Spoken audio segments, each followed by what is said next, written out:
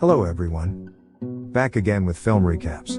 In this video, I'm going to recap one of the thriller action films from 2024, titled The Silent Hour. Before we get to the storyline, I'd like to wish everyone a happy and great day. Without further ado, let's get straight to the storyline.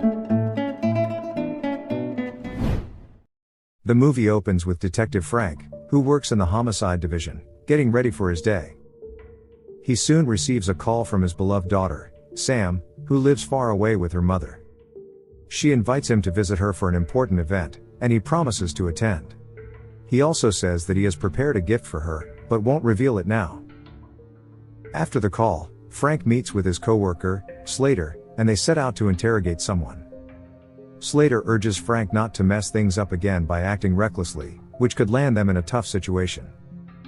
Soon after, the duo arrives at a port where they intend to question a worker named Jimmy. However, Jimmy isn't cooperative at all. He instead pulls out a gun and takes his co-worker hostage. He then recklessly fires at them and flees.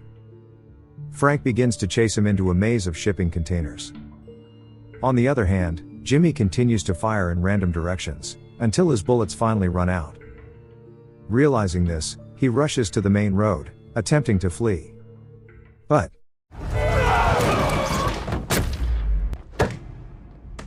Jimmy is hit by a passing vehicle that kills him instantly, and Frank also hits the same car on the head, making blood come out of his ears. The scene then cuts to several months after the incident, where we notice that Frank now uses a hearing aid. It turns out that during the accident, his cochlea was damaged, significantly reducing his hearing ability. Later, while Frank is at work, he gets a video call from Sam, who has started learning sign language for her dad. She invites him to attend her recital next week, but Frank refuses, saying he can't handle the noise of a crowd. Sam begs him to come, but suddenly Frank's hearing aid starts ringing loudly. As a result, he can no longer hear his daughter's voice, prompting him to hang up. Later, Frank goes to the doctor for a checkup on his condition. After conducting some tests, the doctor reveals that his cochlea has worsened significantly, and his hearing has decreased by 80%. She advises him to avoid exposing himself to loud noises too often, as he could become permanently deaf. The doctor also tells Frank to prepare for the worst, and to work on his sign language lessons, as this may be crucial for communicating in the future. In the evening, Frank returns to duty, where he is assigned to investigate a double homicide involving drug dealers in a place called Hyde Park. The victims were shot at close range, but no one witnessed the killer, and only heard gunshots. Frank meets the local man who first discovered the bodies, but as the man tries to explain something, Frank can't hear him properly.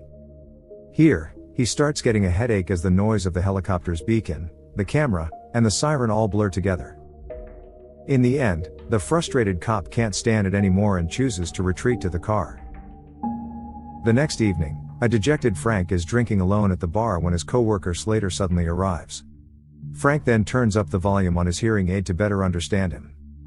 It turns out that Slater has transferred from the homicide division to the narcotics division. He tries to comfort his former partner, telling him that many police officers with disabilities are still doing their jobs well. However, his words don't seem to help Frank, who reveals that he feels completely useless, and is even considering quitting his job. Hearing this, Slater tries to offer Frank a job that suits his condition. It turns out there's a new lead in the Hyde Park case, and a witness has come forward, but she is deaf. Slater asks Frank to be the interpreter since the official interpreter is on leave until next week, so Frank states that he isn't that proficient in sign language. Despite this, his friend continues to insist, so he reluctantly accepts the offer. The witness is a 33-year-old woman named Eva, who was at the scene when the murder occurred. But instead of reporting it to the police right away, she waited 2 days before coming forward. The next day, the duo visits Eva's address, but notices that her building is largely unoccupied. They soon arrive at her apartment, where Frank tries to communicate with her in a somewhat amateur way. But this only irritates the woman as she was expecting a professional interpreter. She refuses to cooperate at first, but when Frank explains that he's just an old dog trying to learn new tricks after an accident, she eventually agrees to let them in.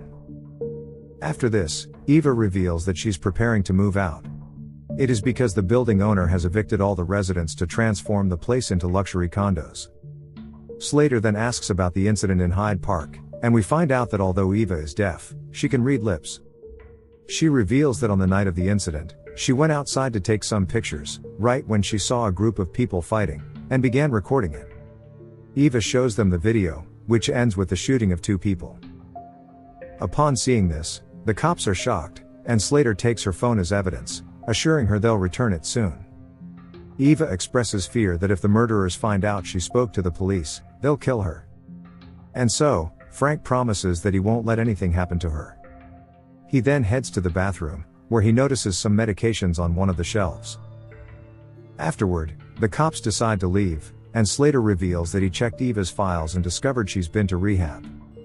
Frank mentions that he saw naloxone, a medication used to treat drug overdoses, in her bathroom. This makes him certain that Eva wasn't out that night to take pictures, but was likely seeking drugs for herself.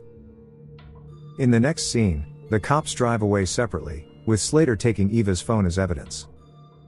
But soon after, Frank realizes he left his phone at Eva's apartment, and decides to turn back. At the same time, the people involved in the Hyde Park shooting suddenly arrive at her place, led by their boss, Mason. Mason stations his guard on the ground floor to keep watch, while he and other men go upstairs.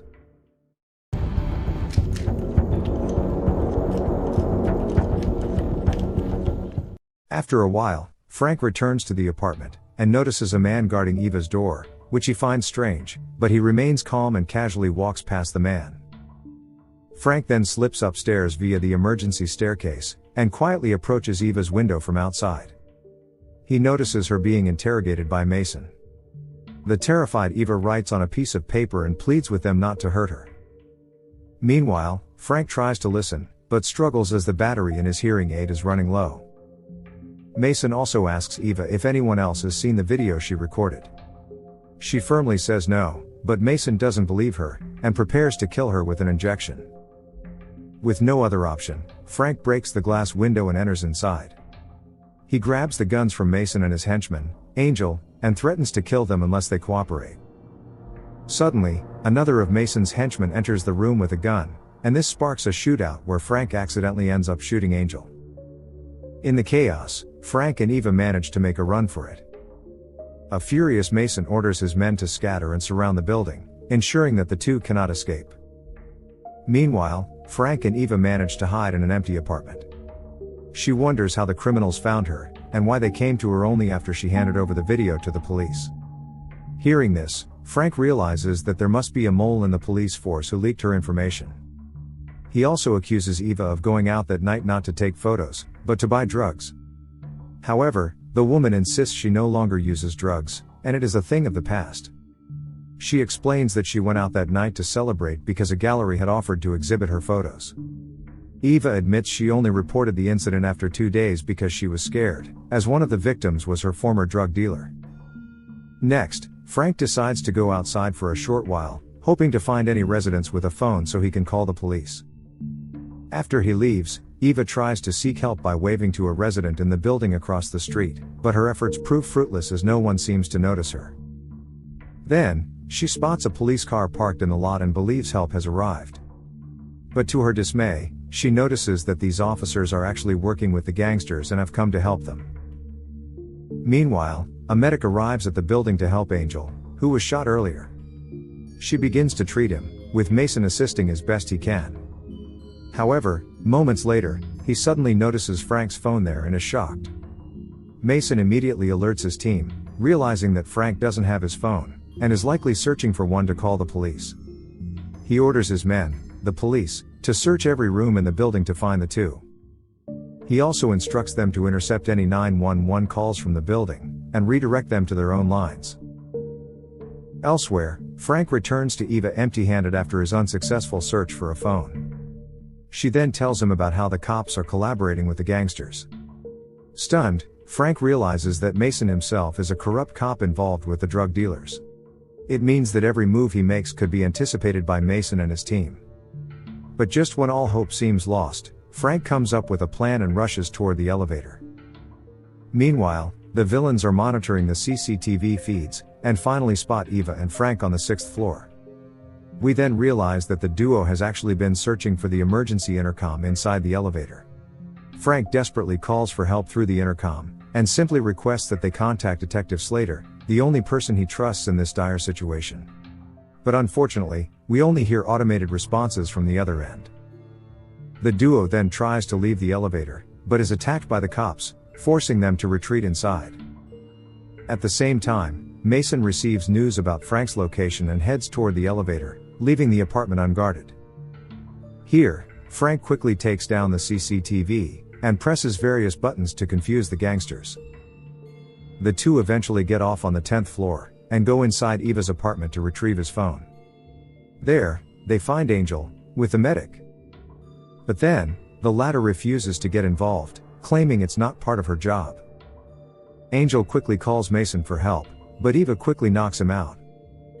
Next, the duo steals Angel's phone, and immediately heads to another room. By the time the bad guys arrive, the frustrated Mason discovers that the two have taken Angel's phone and tries to make a call. Eva reads his lips from her hiding spot and quickly silences the phone to avoid detection. Meanwhile, Frank texts Slater and asks him to call the number right away. But unfortunately, as a result, Mason becomes alert to the noise and their presence, forcing the duo to flee again through the window. Frank and Eva make their way into the stairwell, and enter another apartment to hide. While there, they receive a video call from an unknown number, and it turns out to be Slater. Frank's hearing aid battery is completely dead, and he can't hear anything at this point, so Eva helps in reading Slater's lips. Frank then explains the situation to his friend and, after listening carefully, Slater promises to come with reinforcements. But just then, Mason and his team discover their location, and arrive to attack again, so the duo quickly opens the window to sneak into the next room. During their escape, Eva suddenly stops and asks how the gangsters knew where they were. Here, Frank realizes they're being traced through Angel's phone, so he wraps the cell phone in his shirt and throws it to the ground floor. The corrupt cops and the henchmen rush to there, only to find it's just a ruse. At this point, Mason's patience is running out, and he orders everyone to search every door in the building and finish them both off. Meanwhile, Frank and Eva find a hiding spot, but soon notice Slater arriving in the building. It turns out the idiot has come alone and hasn't brought any reinforcements. Frank becomes worried for his clever friend, and decides to go down to help him. Soon enough, they arrive in the lobby, and find Slater being held at gunpoint by one of the gangsters. This leaves Frank with no choice, but to surrender his weapon. But as soon as he does so, his friend picks it up, and points it at him. In a shocking turn of events, it is revealed that Slater is also part of the corrupt gang, and the mole in the police force that Frank previously mentioned. The man looks very annoyed, and asks Frank why he came back to the building and acted like a hero. At this moment, Mason and his men inject drugs into Eva's hand, causing her to pass out. It turns out they plan to overdose her and make it look like she did it to herself. After this, Slater tries to bribe Frank to keep his mouth shut and join their gang, so our hero reluctantly agrees, as he has no other choice. This pleases the villains, and they place Eva's unconscious body alone in her room. They then take Frank and proceed to leave the building. However, once inside the elevator, Frank comes up with a plan.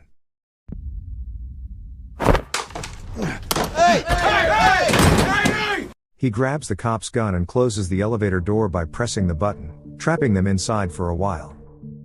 He rushes back to Eva's room, and injects her with naloxone, which he found in her bathroom. The woman soon wakes up, but informs Frank that the effects of naloxone only last 10 minutes, after which she will pass out again.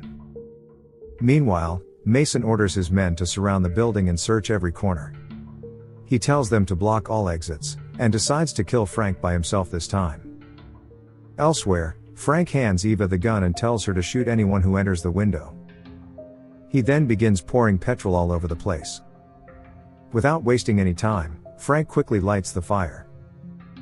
Moments later, thick smoke begins rising, catching the attention of pedestrians below. Soon enough, several police cars and fire trucks arrive at the building. This forces most of the thugs to abandon their mission and flee the scene. In the meantime, Mason, who is outside, enters the apartment through the window, determined to find Frank and Eva, who are still hiding. He quickly makes his way to the toilet. But then all of a sudden, The duo douses him with acetone and causes him to scream in pain, while they manage to run away. Despite the situation, a resilient Mason still refuses to give up and forces Slater to help him track them down. The duo keeps running, and eventually enters a musician's apartment, where they discover a music studio. Shortly after, Slater and Mason enter the apartment to catch the duo, while Mason's vision is blurry from the acetone.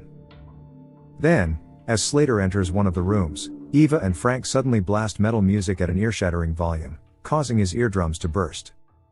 He stumbles out of the room, and gets shot by Mason, who still can't see clearly. Mason gets frustrated after realizing what he has done, and simply leaves.